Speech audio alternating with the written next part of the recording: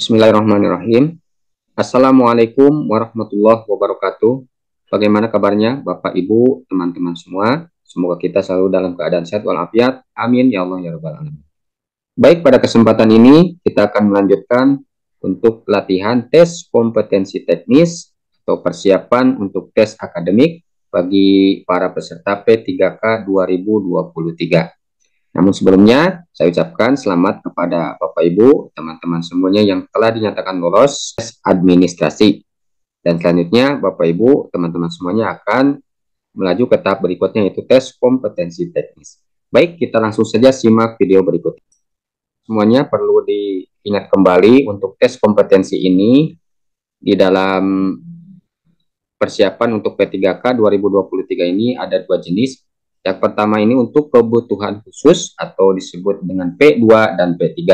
Kemudian yang kedua ini untuk kebutuhan umum atau P4. Nah, apa saja tes kompetensi untuk kebutuhan khusus? Di antaranya yaitu kompetensi teknis, manajerial, sosiokultural, dan wawancara. Nah, untuk kompetensi teknis di sini, karena ini kebutuhan khusus untuk P2 dan P3, maka ini soal-soalnya yaitu yang berhubungan dengan penilaian situasi kerja sederhana atau SJT. Selanjutnya, yaitu soal manajerial, sosiokultural, dan wawancara. Sedangkan untuk kebutuhan umum atau dari P4, yaitu teknis, manajerial, sosiokultural, dan wawancara. Ini juga sama, ada 4 jenis, cuma bedanya untuk umum ini di dalam teknis yaitu pedagogik dan profesional. Baik, kita langsung saja ke contoh soal berikut ini. Contoh soal nomor 1, dalam memberi kesempatan pada siswa untuk terlibat pada kegiatan di dalam dan di luar sekolah, yang menjadi pertimbangan pemilihan siswa menurut Anda adalah A. Saya lebih memilih siswa perempuan untuk menjadi sekretaris dalam kegiatan PHBI. B. Saya lebih memilih siswa laki-laki untuk mengikuti lomba di luar sekolah karena peluang untuk menang lebih besar. C. Saya lebih memilih siswa perempuan untuk mengikuti lomba di luar sekolah karena peluang untuk menang lebih besar. D. Memberi peluang yang sama bagi siswa laki-laki maupun perempuan. E. Memberi peluang yang sama bagi siswa laki-laki dan perempuan untuk mengembangkan bakat, minat, dan kemampuannya dalam bidang atau kegiatan yang relevan. Silakan teman-teman semuanya untuk mencoba menjawabnya terlebih dahulu.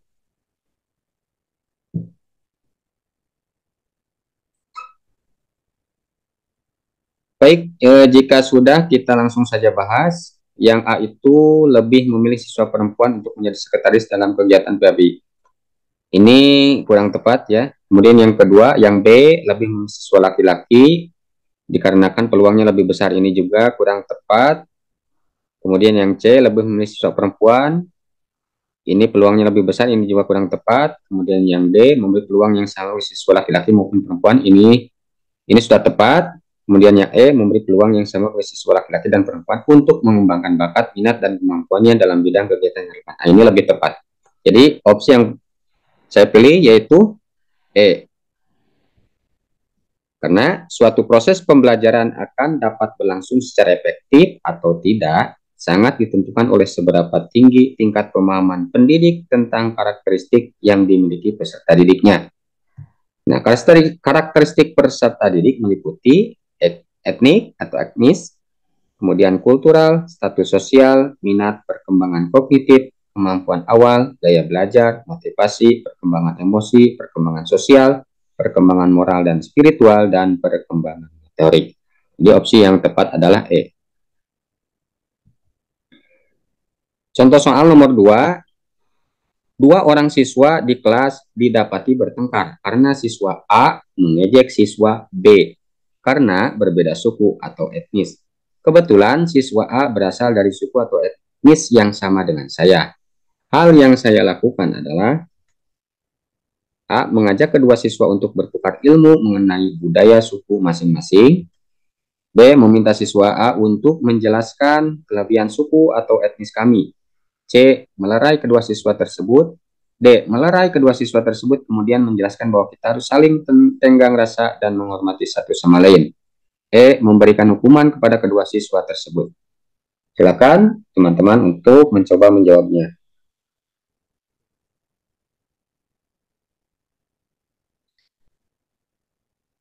Baik Bapak Ibu, kita kita bahas dulu yang pertama ini, mengajak kedua siswa untuk bertukar ilmu mengenai budaya suku Masing. Ini bisa masuk opsi. Kemudian yang B, meminta siswa A untuk menjelaskan kelebihan suku.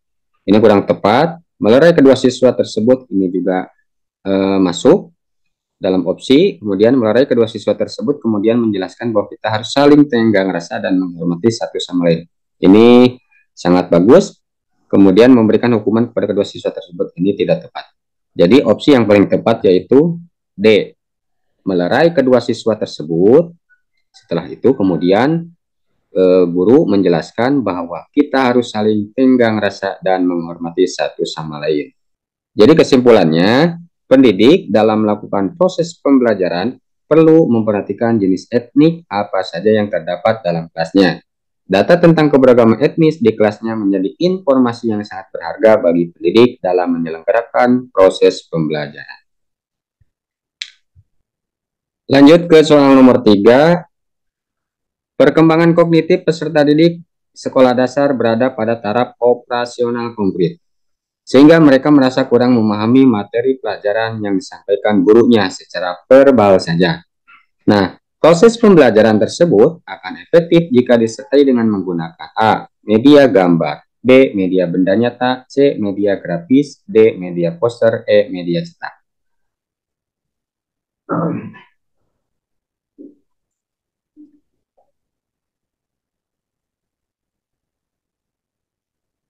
Baik, Bapak Ibu, kita bahas terlebih dahulu soalnya di sini ada perkembangan kognitif peserta didik untuk sekolah dasar. Nah, masih ingatkan teori Jean Piaget, tahap usia berapa saja itu masuk ke dalam kategori apa? Nah, di sini untuk usia SD ini masuk pada kategori operasional konkret. Si peserta didik kurang memahami pelajaran yang disampaikan gurunya secara verbal saja, artinya secara visual ya. Nah, proses pembelajaran tersebut akan lebih efektif jika disertai dengan menggunakan apa? Kalau media gambar ini untuk di bawah SD ya, sudah jelas. Kemudian media benda nyata ini sudah tepat. Kemudian media grafis ini lebih sulit. Kalau media poster ini sama dengan gambar. Kemudian media cetak ini juga sama dengan gambar. Artinya opsi yang kita pilih adalah A, B, yaitu media benda nyata. Artinya yang konkret. Baik, kita ingat kembali, menurut teori belajar kognitif Jean Piaget, secara lengkap dapat disajikan ya untuk usia 0 sampai 2 tahun ini masuk dalam tahap sensori motorik, kemudian untuk usia 2 sampai 7 tahun tahap pra-operasional, usia 7 sampai 11 tahun tahap operasional konkret, dan 11 sampai 15 tahun tahap operasional konkret. Jadi usia sekolah dasar ini masuk pada usia 7 sampai 11 tahun yaitu tahap operasional konkret. Perlu benda-benda nyata atau yang konkret.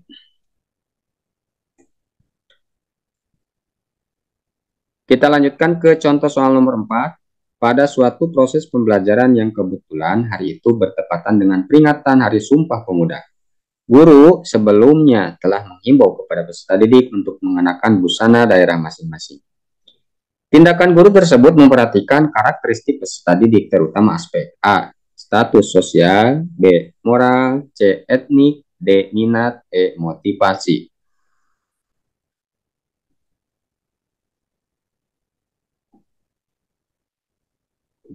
Baik Bapak Ibu, kita langsung saja menjawabnya, yaitu C, etnik. Karena implikasi dari aspek kultural atau etnis dalam proses pembelajaran ini, pendidik dapat menerapkan pendidikan multikultural. Yang pertama, tujuannya membentuk manusia budaya dan menciptakan manusia berbudaya atau berperadaban. Yang kedua, materinya mengajarkan nilai-nilai luhur kemanusiaan, nilai bangsa, dan nilai kelompok etnis atau kultur. Yang ketiga, metodenya demokratis atau menghargai perbedaan. Yang keempat, evaluasinya ditentukan pada penilaian aspek sikap, persepsi, apresiasi, dan tindakan terhadap budaya lainnya. Jadi, opsi yang kita pilih yaitu C, etnik atau kultur. Soal berikutnya nomor 5.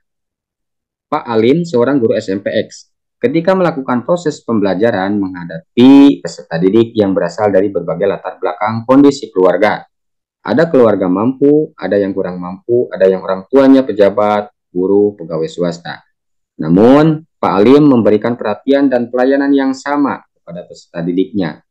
Hal ini sebenarnya Pak Alim memperhatikan karakteristik peserta didik terutama aspek A. Minat dan bakat, B. Motivasi, C. Etnik atau kultur, D. Kebudayaan, E. Status sosial.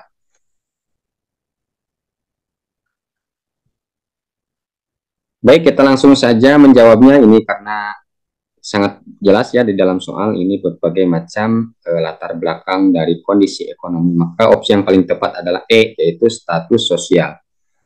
Nah, implikasi dengan adanya variasi status sosial ekonomi ini, pendidik dituntut untuk mampu bertindak adil dan tidak diskriminatif. Baik, kita lanjut ke contoh soal nomor 6. Pak Asep, ketika akan melakukan kegiatan pembelajaran dengan materi permainan bola voli, melakukan P-test terlebih dahulu, dengan maksud ingin mengetahui pengetahuan dan keterampilan yang telah dimiliki peserta didiknya, sebagai patokan untuk memulai pembahasan topik tersebut.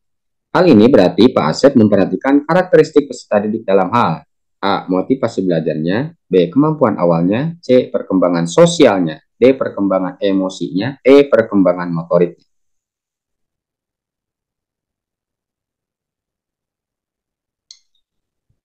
Baik, kita jawab di sini di dalam soal Pak Asep melakukan P-test terlebih dahulu. Jadi P-test ini adalah sudah jelas jawabannya atau opsinya yang paling tepat yaitu B. Kemampuan awal. Kemampuan awal bagi peserta didik akan banyak membawa pengaruh terhadap hasil belajar yang dicapainya. Oleh karena itu, seorang pendidik harus mengetahui kemampuan awal peserta didiknya. Jika kemampuan awal peserta didik telah diketahui oleh pendidik, maka pendidik tersebut akan dapat menetapkan dari mana pembelajarannya akan dimulai. Jelas ya? Selanjutnya contoh soal nomor 7. Pak Joko ketika melakukan proses pembelajaran selalu menggunakan media. Kadang memutar video pembelajaran, kadang memutar audio, kadang menggunakan poster berwarna, agar peserta didiknya memperhatikan dan tertarik terhadap apa yang dibahasnya, serta senang mengikuti pelajarannya. Sehingga hasilnya sangat baik. Pembelajaran yang dilakukan demikian karena pertimbangan A. Etnik peserta didik, B. Gaya belajar peserta didik, C. Gender peserta didik, D. Minat peserta didik, E. Kultural peserta didik.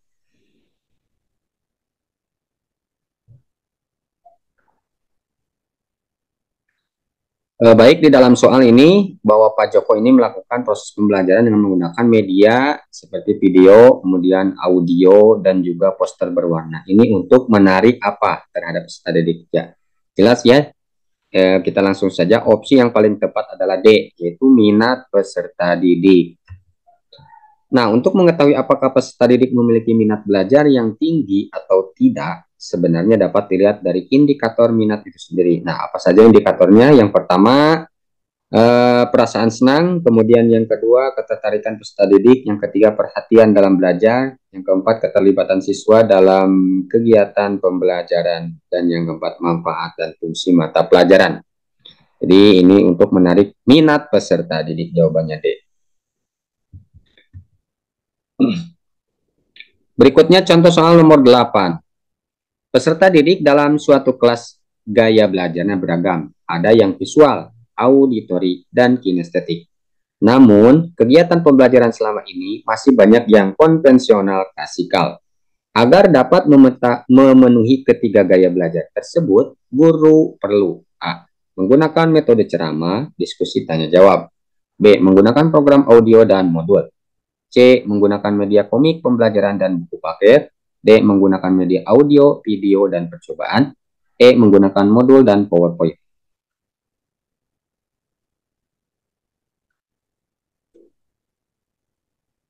Baik, Bapak Ibu, di sini kita garis bawahi yaitu gaya belajar ya dengan menggunakan visual, auditori, dan kinestetik. Nah, untuk memenuhi ketiga gaya belajar tersebut, dulu perlu memadukan yang ketiga gaya ini. Yang pertama visual, kemudian auditori, dan kinestetik. Ini sepertinya opsi yang paling tepat adalah D ya.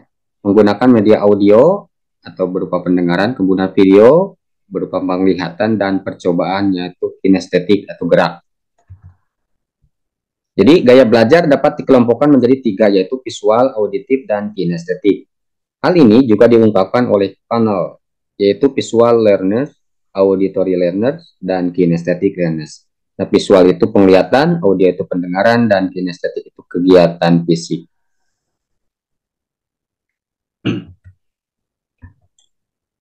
Next, ke soal nomor 9. Berikut ini contoh penerapan teori behavioristik yang dapat dilakukan oleh guru dalam praktik pembelajaran adalah: A. Membimbing siswa dalam memperoleh pengetahuan baru. B. Menyediakan atau memberikan kegiatan-kegiatan yang merangsang keingintahuan siswa dan membantu mereka mengekspresikan gagasannya.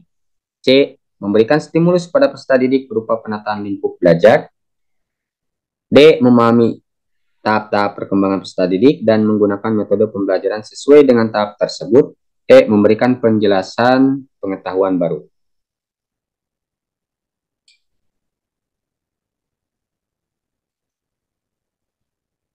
Baik, Bapak Ibu, kita garis bawahi pada soal ini yaitu teori behavioristik. Kita ingat kembali bahwa teori belajar itu ada yang disebut dengan teori belajar behavioristik, kognitivistik, humanistik, dan sosial ya. Nah, berarti yang ditanyakan adalah teori behavioristik ini, opsi yang paling tepat adalah C, yaitu memberikan stimulus pada peserta didik berupa penataan lingkungan belajar.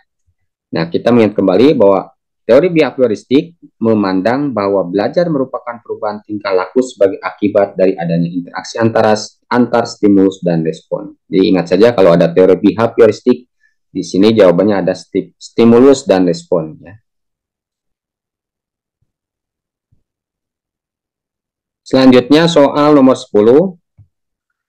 Anda sebagai guru di abad 21 ini memiliki tugas pokok membimbing peserta didik agar tidak terjerumus pada pemanfaatan teknologi yang salah. Tindakan yang dapat dilakukan Anda sebagai guru antara lain: A. Melarang penggunaan smartphone di kelas. B. Penggunaan teknologi informasi hanya untuk guru. C. Mendampingi anak dalam mengeksplorasi sumber digital. D. Mengalihkan perhatian anak melalui kegiatan olahraga. E. Guru menghadirkan media pembelajaran yang menarik.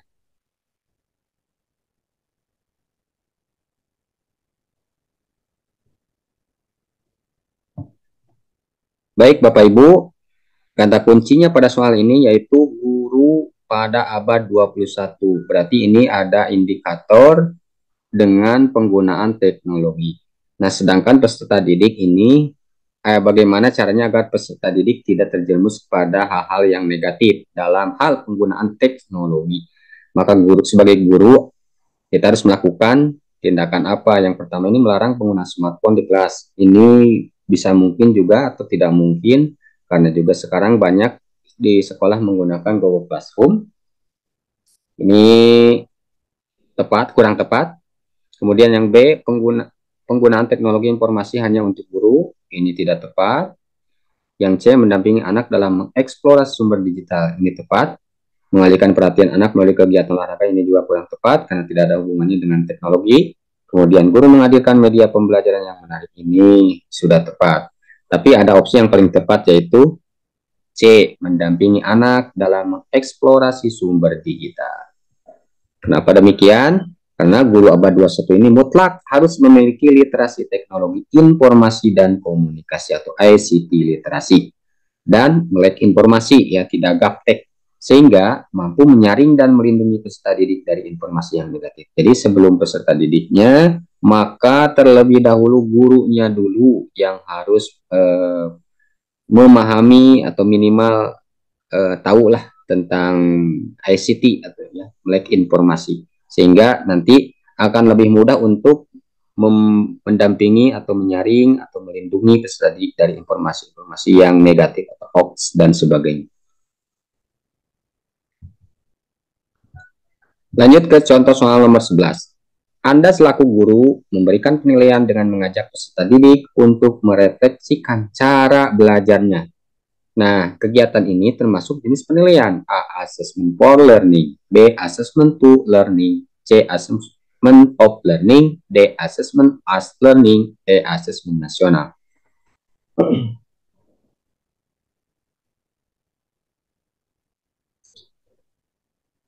Baik Bapak Ibu, kita masuk ke contoh soal penilaian.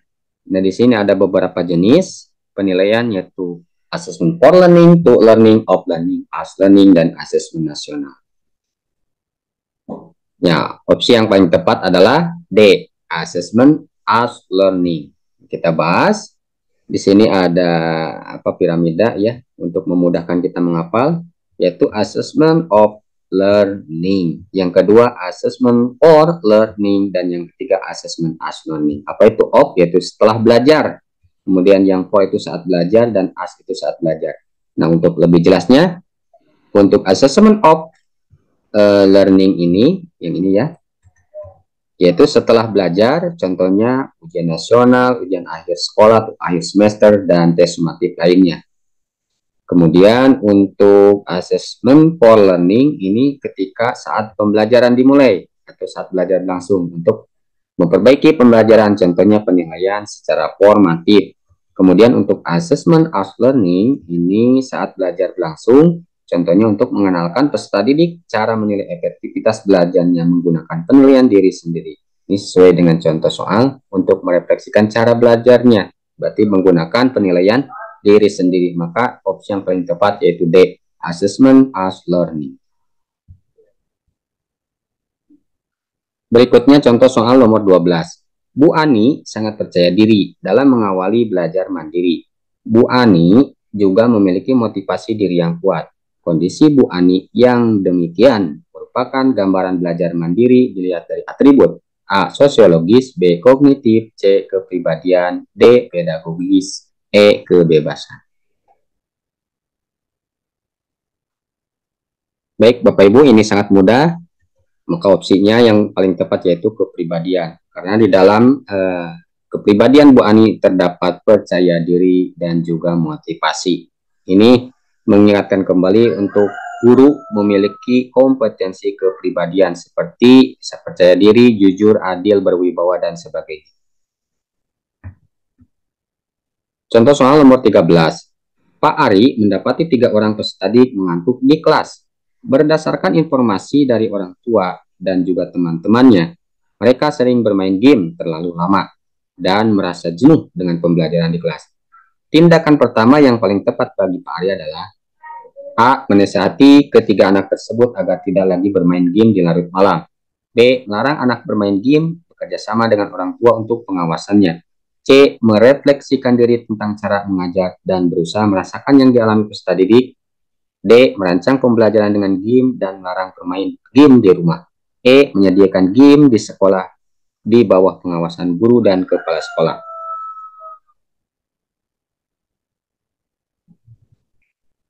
Baik, kita garis bawahi pada soal berikut ini bahwa di sini kenapa anak atau peserta didik merasa jenuh ya dalam pembelajaran di kelas. Adapun ini peserta didik sedang ngantuk ini akibat dari main game. Namun daripada itu mereka merasa jenuh dengan pembelajaran yang ada di kelas. Ini artinya bahwa pembelajaran tidak efektif. Maka opsi yang paling tepat yaitu C, yaitu merefleksikan diri tentang cara mengajar dan berusaha merasakan yang dialami peserta didik. Nah, kenapa demikian? Karena Pak Ari ini kurang efektif dalam mengajarnya, apakah modelnya, kemudian medianya, dan sebagainya. Sehingga peserta didik tidak merasa peserta didik merasa jenuh dalam pembelajarannya. Selanjutnya nomor 14. Hari itu jam pertama hari sedang hujan. Bu Ida memanfaatkan teknologi informasi di dalam proses pembelajaran di kelas 4. Capaian pembelajarannya agar peserta didik memiliki kesadaran arti penting kerjasama di dalam kehidupan. Di dalam kelas tersedia LCD dan laptop. Kegiatan pembelajaran yang paling sesuai adalah A. Peserta didik menyaksikan video berisi kegiatan gotong royong kemudian membuat kesimpulan. B. Peserta didik mendiskusikan secara kelompok tayangan video dan diminta membuat kesimpulan. C. Peserta didik diminta membuat video sederhana secara kelompok dan mempresentasikannya. D. Peserta didik diminta mengamati kegiatan gotong royong di luar kelas dan terlibat membantu E. Peserta didik membaca cerita bergambar tentang kegiatan gotong royong.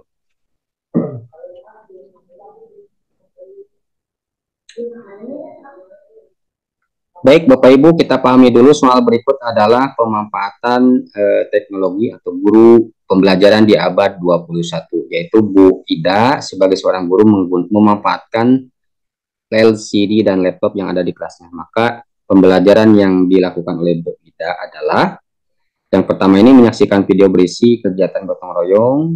Ini juga tepat. Peserta didik mendiskusikan secara kelompok. Nah, ini sangat tepat ya. Selebihnya ini kurang tepat. Jadi opsi yang paling tepat adalah B. Peserta didik mendiskusikan secara kelompok tayangan video yang ditayangkan oleh Bu Ida dan diminta membuat kesimpulan. Nah, ini sudah sesuai. Karena di sini Bu Ida ingin ada kesadaran arti pentingnya kerjasama di dalam kehidupan. Maka di sini adalah diskusi. Contoh soal nomor 15. Anda selaku guru harus memberikan kesempatan pada peserta didik untuk melakukan gerakan peregangan otot dan relaksasi otak. Penting dilakukan pada proses pembelajaran berbasis neuroscience. Dikarenakan A. Saat otak tegang adalah kondisi yang tidak baik bagi otak untuk menghafalkan materi pelajaran. B. Gerakan peregangan otot dan relaksasi otak akan membuat peserta didik tetap sehat dan bugar. C. Gerakan peregangan otot dan relaksasi otak akan membuat peserta didik tidak bosan mengikuti pembelajaran. D. Kondisi relaksasi dan tenang dapat mengoptimalkan otak mengolah dan merefleksikan materi yang dipelajari. E. Otot dan otak perlu diistirahatkan.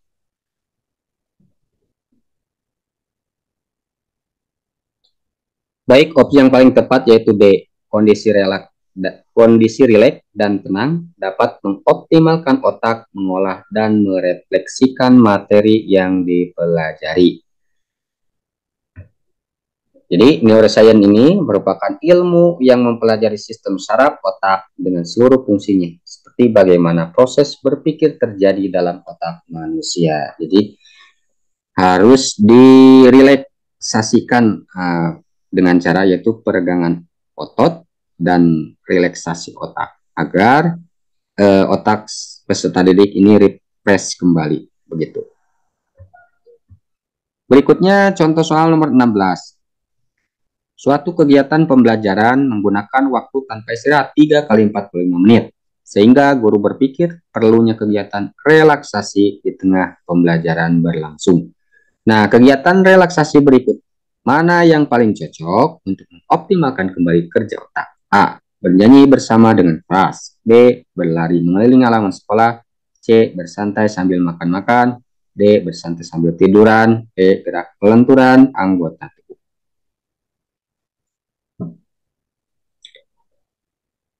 Baik, ini sangat mudah ya.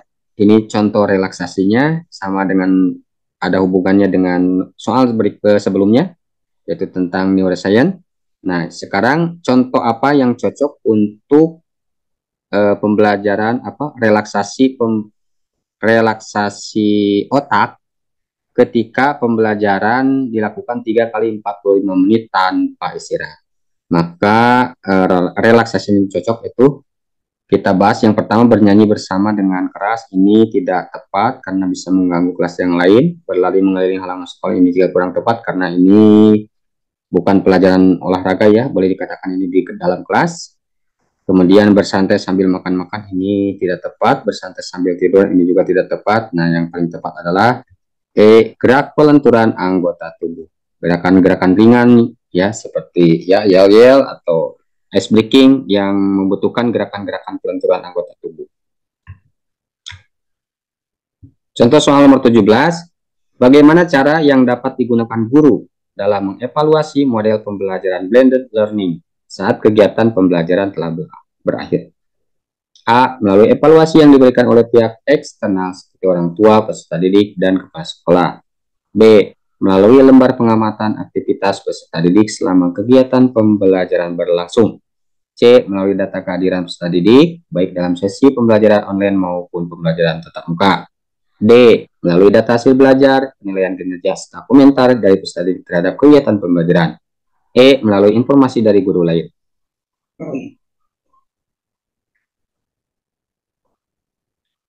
Baik Bapak Ibu, kita garis bawahi di sini adalah evaluasi model pembelajaran blended learning. Artinya ini apa, ada keterpaduan atau perpaduan antara pembelajaran daring dan luring, online dan tatap muka.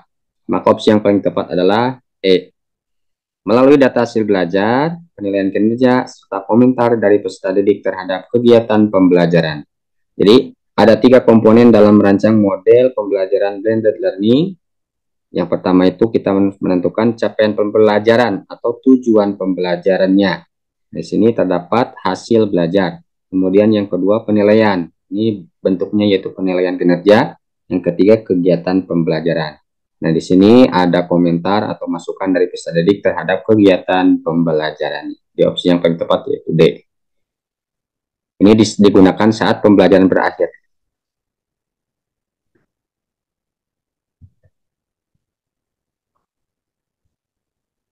Baik, untuk contoh soal nomor 18. Bu Lucy, seorang guru tari, ingin mengenalkan tarian baru kepada peserta didiknya. Bu Lucy menginginkan peserta didiknya dapat memiliki kemampuan untuk memadukan unsur-unsur gerak tari Bali dan tari Jawa. Rumusan tujuan pembelajaran yang paling tepat adalah A. Melalui bacaan tari Bali dan Jawa, peserta didik dapat mendemonstrasikan kedua jenis tarian dengan baik. B. Melalui pembelajaran berbasis masalah, peserta didik dapat memadukan unsur gerak tari dengan lincah. C. Melalui contoh video, peserta didik dapat merangkum kedua unsur gerak tari dengan benar. D. Melalui demonstrasi oleh guru, peserta didik dapat memadukan unsur gerak kedua tarian menjadi gerakan yang indah. E. Melalui penyajian contoh oleh guru, peserta didik dapat menganalisis unsur-unsur gerak dalam tari Jawa dan tari Bali dengan benar.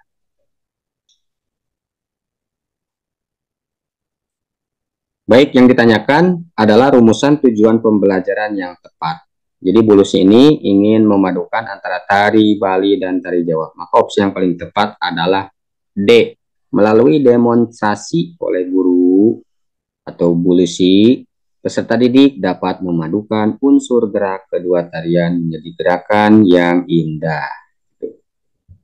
Berikutnya contoh soal nomor 19. Pembelajaran Project Based Learning akan terlihat dalam RPP pada komponen tujuan pembelajaran untuk unsur A. Audience, B. Behavior, C. Condition, D. Degree, E. PJBL.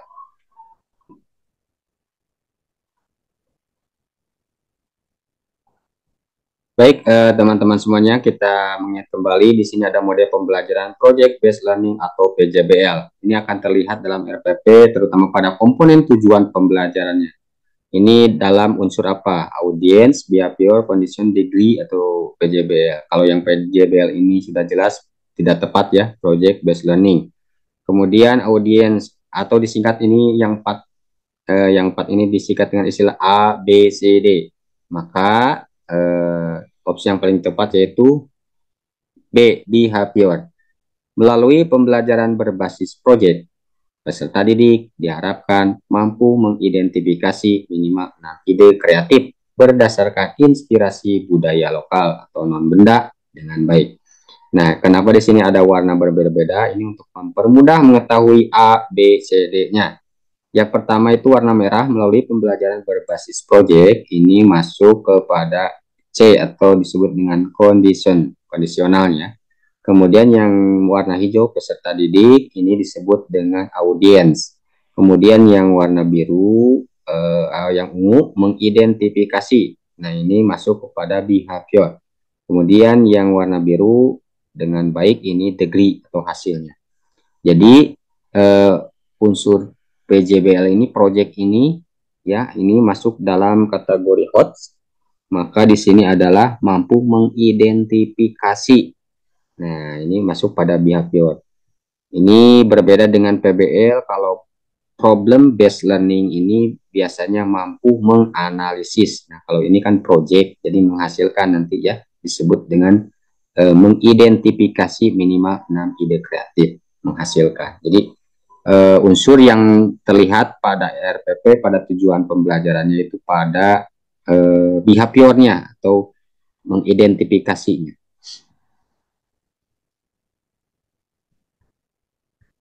Baik, untuk soal terakhir yaitu soal nomor 20. Pada proses pembelajaran, seorang guru ingin melakukan penilaian terhadap perilaku siswa. Maka, instrumen yang digunakan dalam proses pembelajaran tersebut adalah A. Pedoman observasi, B. Kuesioner, C. Tes tulis, D. Pedoman wawancara, E. Tes hasil belajar. Nah, silakan Bapak Ibu, ini soal bonus. Silakan untuk mencoba menjawabnya.